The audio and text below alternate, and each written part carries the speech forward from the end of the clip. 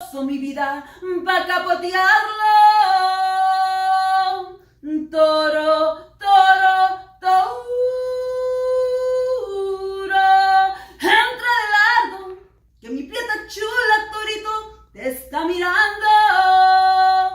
Toro, toro, toro. Toro, relajo, yo te estoy quitando, torito, lo alebrestado. Ay, ay. Oh my God!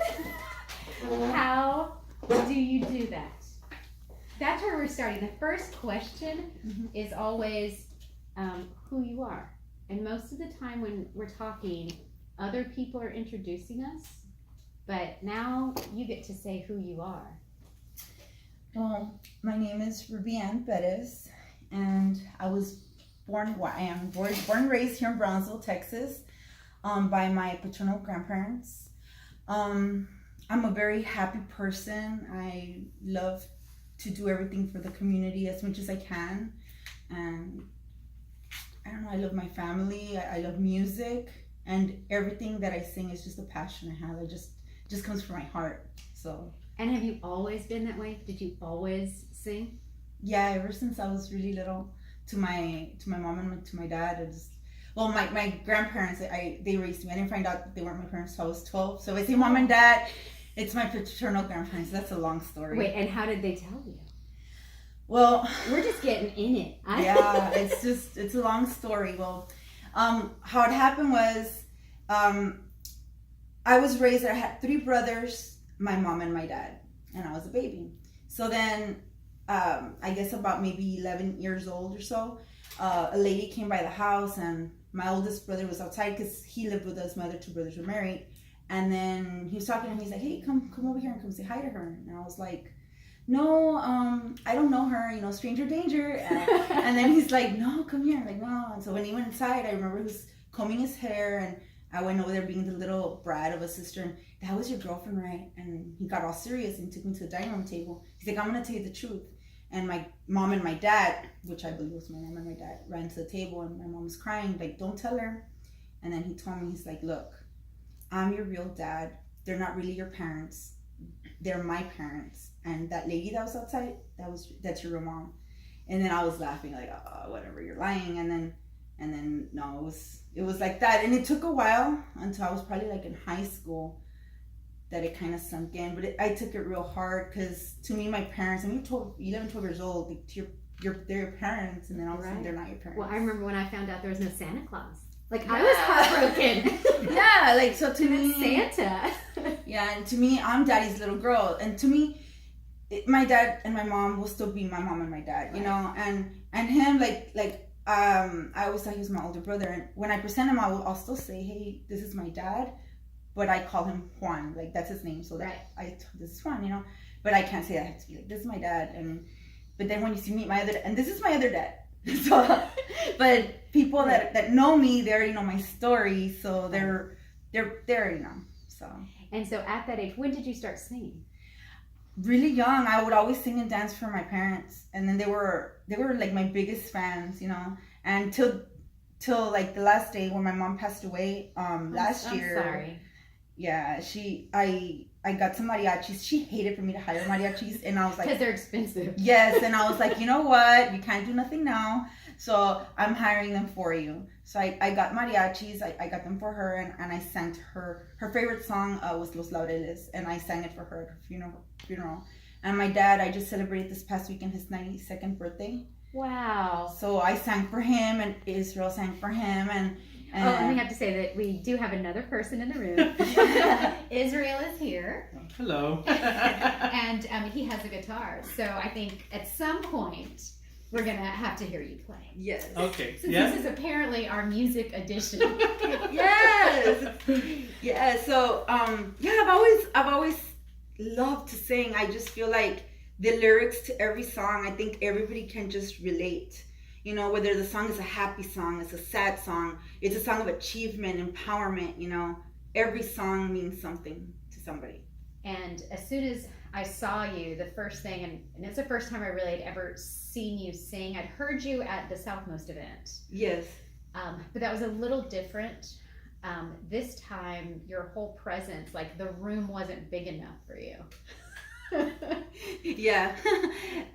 Well, like this past year, 2017, Chief Rodriguez and Commander Deo, they gave me the opportunity to sing for our first police float. So I sang at the parade, 2 parade routes, and I sang at the Sombrero Fest. And so we have to go backwards a little bit. So you did not mention yet that you're also a police officer. Oh yes, and I'm a police so you're officer. Law enforcement.